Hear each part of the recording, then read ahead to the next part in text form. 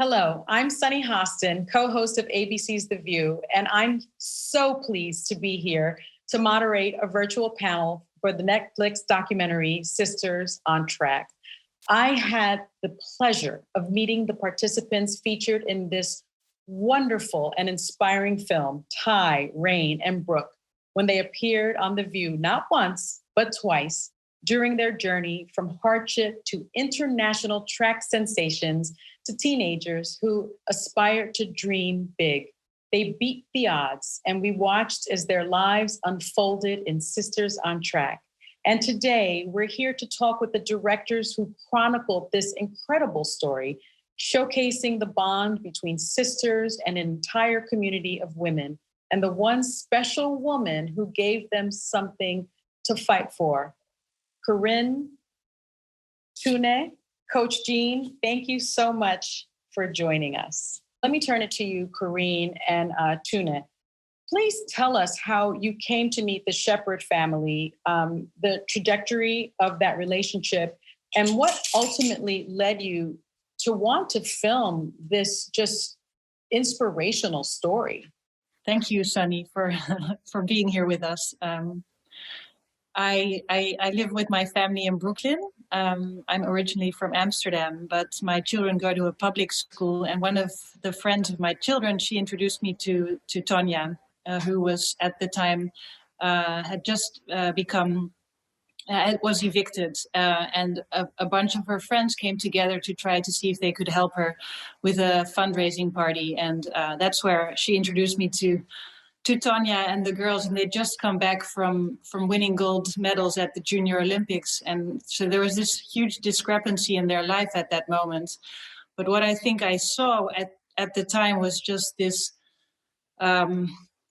this strong, bonded group of women together that were there, standing there, and were kind of glowing, and at the same time they were so obviously trying to figure out what's next in life. And I asked them, I said, I'm a documentary filmmaker. Would you mind if I stay with you for a while? And she said, I think you should talk to the coach of the girls, Coach Jean, because that's where the real story is. So the track happened to be very close to my house. So I went there the next day. I sat on the bleachers with Jean, and she gave me a good look. And we spoke about traveling, and we spoke about where I'm from and where she's from. And I think she just wanted to give me a shot, like give this girl a shot the way she does with other girls too, to see if I would come back. And that's when I called my friend Tuna in Norway, and I said, I think I found this amazing story. Would you care to help me out and work together, since she has such experience filming films about young girls, young children. So we set out on the journey together. And Tuna, let me ask you, because it's so raw, this story, and it's clear that you do have experience filming young girls, because their story just jumps, when you watch it. Tell us about your participation. I think Ty, Rain, and Brooke, they have a wonderful gift that they got from their mom. She really gave them that vibrant, life attitude, being positive, and having a lot of grit. And I think the reason why we managed to film them in that way is because they are such amazing characters. They're just popping out of the screen. So I think it's really, them. Yeah. And Coach Jean, you've been on our show, you've been on The View. You're just so wonderful in your work with these girls. Just tell us, how was this trust built with these young girls and amongst the three of you with these documentary filmmakers? Well, when Corinne approached me about the girls, they hadn't been on the team long, but they quickly became part of the team because of their incredible desire to run. And when Corinne approached me about documenting this, I thought it would be a good way to get something on film about the team and the girls. And it was a female documentary filmmaker, so I always would want to give that a chance. And I trusted her right away. Corinne, you're living in Brooklyn. Tuna is in Norway. How do you, as a filmmaker and as filmmakers, how do you handle that process, especially as part of it was during the height of this pandemic? Well, first of all, Tuna and I, we have been friends for over 20 years. So I think the strong bond of our friendship, combined with the fact that I'm Tuna's son's godmother, was a good basis to start on, but that was personal. We also share the same love in documentary films.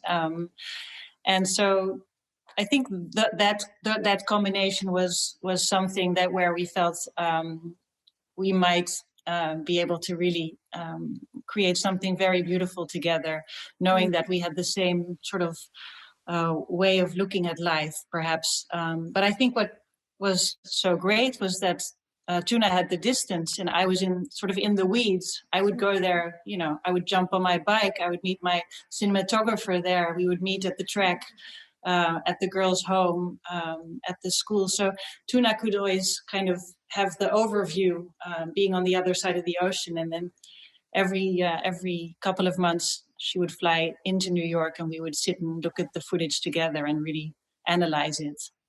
And the cinematography is really wonderful in terms of, the indoor track is somewhat small. And you have the sound of the girls running around. There's such urgency in the film when they're training. I just thought it was so breathtaking. And Coach Jean, you're such a change maker. You really are. I know you may not see yourself as a change maker, but you are, because I'm the mother of two athletes, runners. So I know that you are a change maker. As a coach and a mentor who supports and shepherds young Black women through adolescence, how would you describe yourself? Because I do believe you are a change maker. I don't think that anyone who is characterized as a change maker initially sees themselves that way, because you're always in the moment, just doing what you're passionate about and what you believe in. And I've always believed in the resiliency and the tenacity of girls and what they could do. I finally realized that I have the attention of these young girls, and I could help change their minds and in turn change their futures.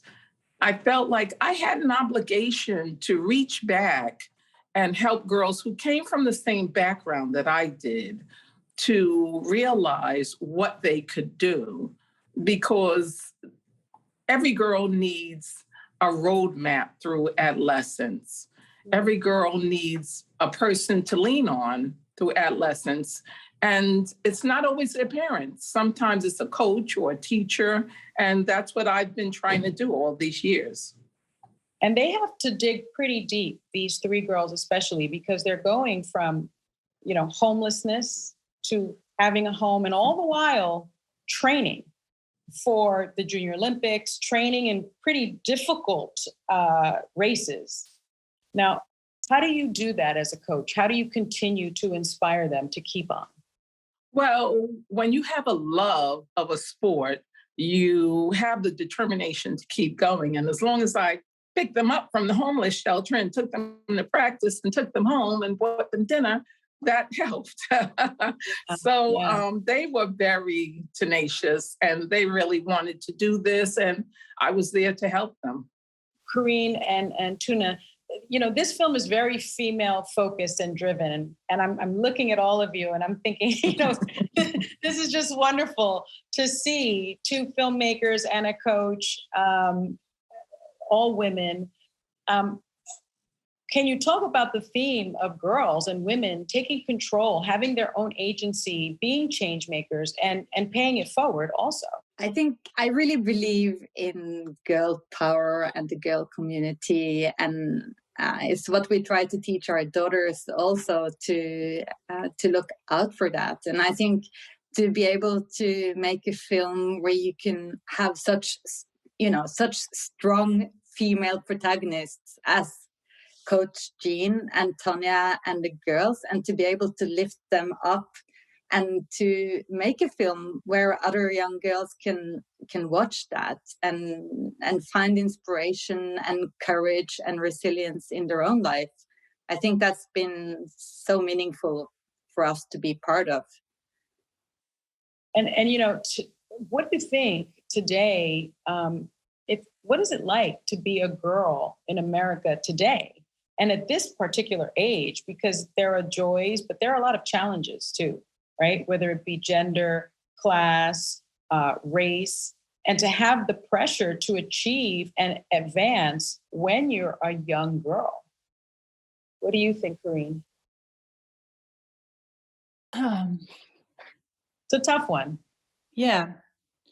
I think in every society, different hurdles are put in front of you. I have a daughter. She's the oldest. I've been spending a lot of time with all the girls from Jeunesse Track Club. I think what I realized there was to see that grit that these girls have, and that was, I think, what really drew me, first of all, to the story. Just sitting there with Jean and watching the girls enter that track, 5-year-olds to, I guess, 18-year-olds, and to see a group of girls that had such determination. It was, for me, it was very inspirational. And I thought, if only the rest of the world will be able to see this group of women, which is of girls, and it's just, that group at that moment in time that Jean was with. But there's been so many generations of girls that have passed through Jean and through her sister Carol and have had the chance to become who they want to be. And talking about that, Coach, you said that if a parent wants you to make their child an Olympian, that's not your goal.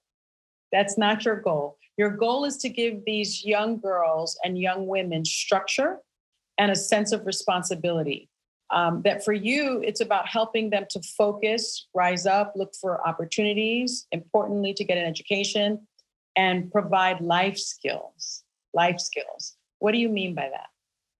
Well, even when I started the team, I wasn't looking to make Olympians because I thought that would be a disservice to a 10-year-old to have such a long goal. I mean, that's a great goal, but first you have to start helping the girls to see the power within themselves and the power of education to take them out of the situations that they were born into and rise above it. So on Jeunesse, we tried to instill in them the responsibility, the importance of education. And in the film, you see that we, in addition to practice, we also try to squeeze in a health seminar and a book club. And during the spring break, we take the high school girls out of the country to show them other cultures, other traditions, and just to open up their world. Mm-hmm. Now, tell us a little bit more about Jeunesse Track Club and the Colgate Women's Games, and what they both mean to you and what they accomplish for others. Well, Jeunesse was really inspired by the club that I used to run for, the Adams Track Club, way back in the 70s. And the coach of that club, he started the Colgate Women's Games while I was still running. And that was to put women in the forefront of track and field competition, and also to give them the opportunity to win educational scholarships, to encourage girls to go to college. And so with Jeunesse, we just keep on with that tradition to try to encourage girls to be who they can be, to use track to get their education and go on from there. So we challenge them to bring up their grades, and thereby it improves their lives. And the continuation of Colgate has helped. Yeah. And I really do think that when you're an athlete, you know, it sort of can guide you. It makes you structure your life, because it's very hard to be a student athlete. A lot of people don't realize that. It's quite difficult. And let me ask you, Tuna and Corinne, can you talk a little bit about each of the girls and the strides you've seen them make throughout the documentary process? Yeah, I think when we first met them, they were homeless. And I think being able to get a home and to start from there, like, really opened up a lot of things for them, to be able to be just kids again and not being worried all the time for your situation.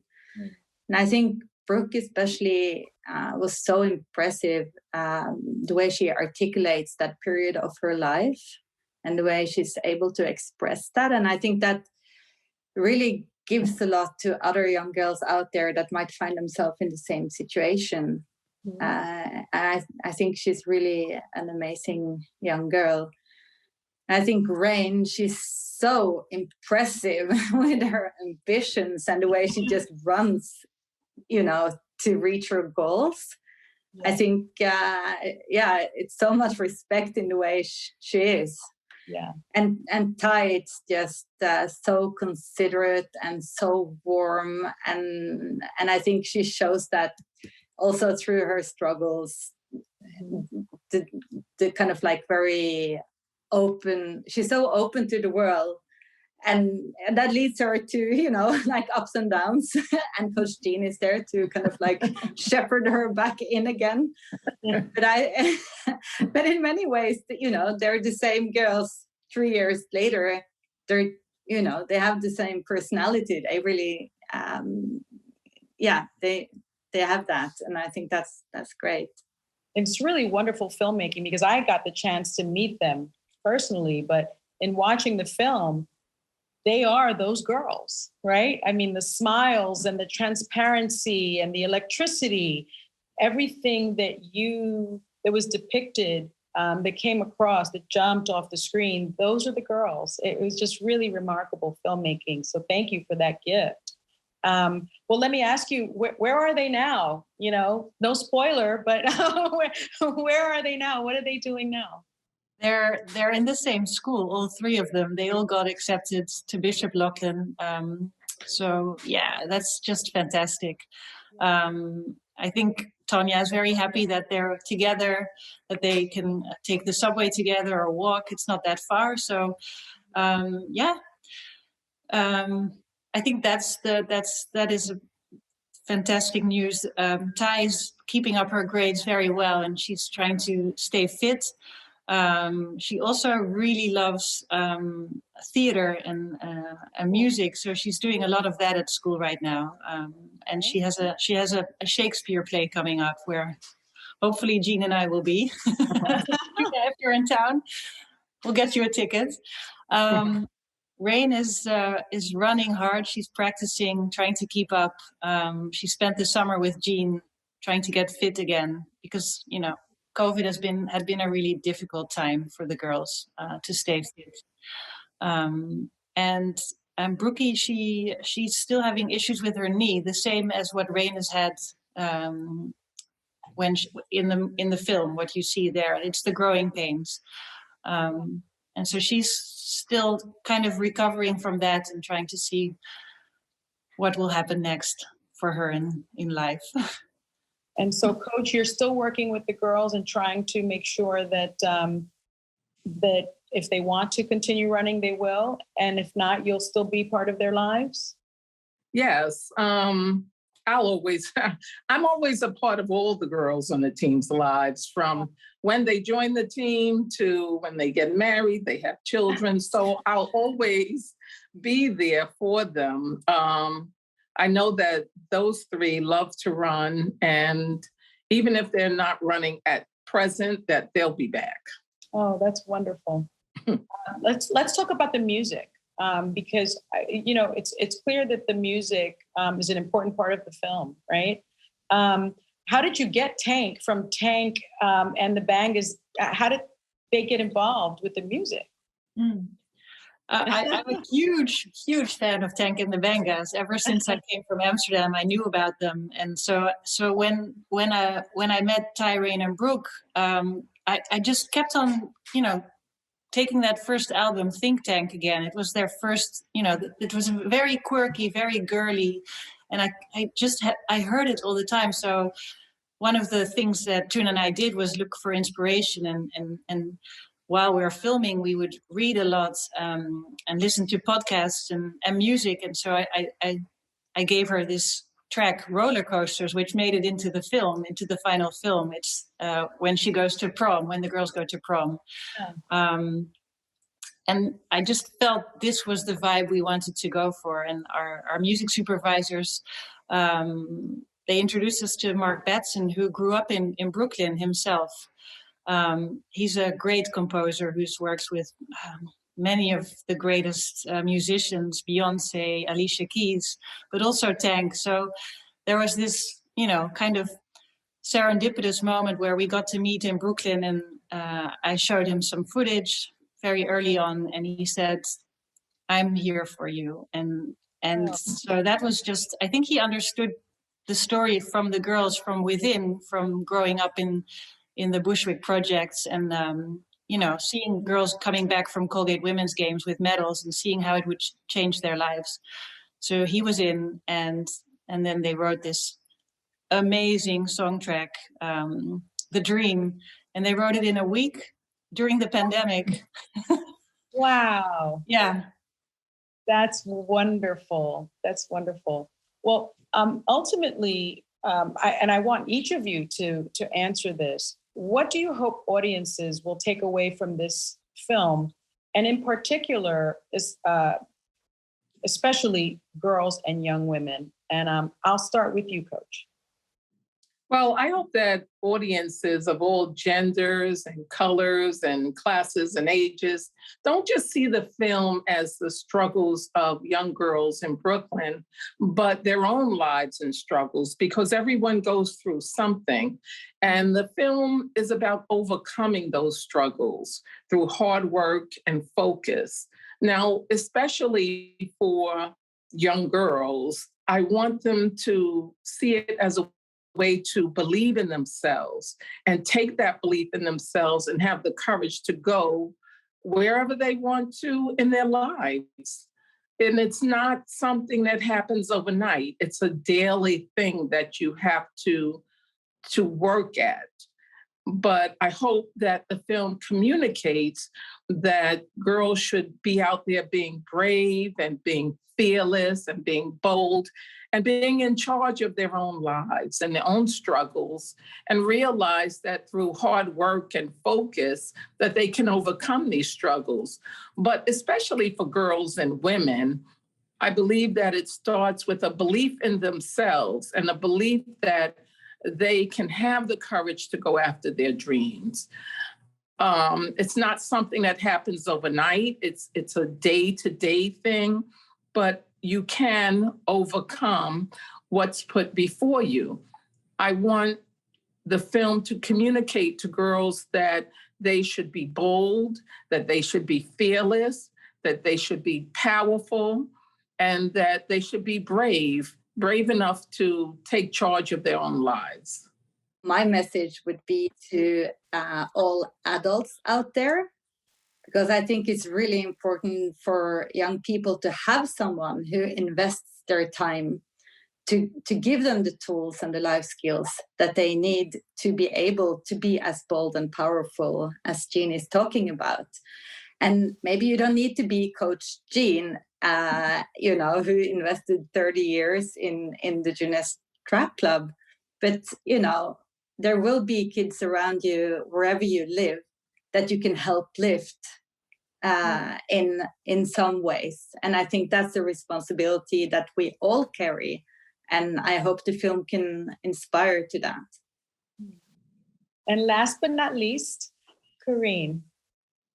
Well, all of this is Absolutely true. And I think I will just add something very small. I think what I hope, and this is not only for girls and women, it's also for young men and boys and old men and old women, to, to be able to create this story all together. We did it all together. It felt, I think it felt like we opened a window, and that's, I just hope that so much empathy will come out of this, that everyone will feel empathy for another person, for their neighbor, for their child, but also for their grandmother, and to think about the people in life that that have helped you and that are there for you to help you dream. I think that's what I would like to say. Well, thank you so much, not only for taking the time today, but just for this film. I've seen it several times. I get to watch a lot of films with what I do for a living, but I watched this alone, and I also made sure that my children watched it because I think it's a gift, and I think it's a really important piece of work. So thank you. Appreciate it.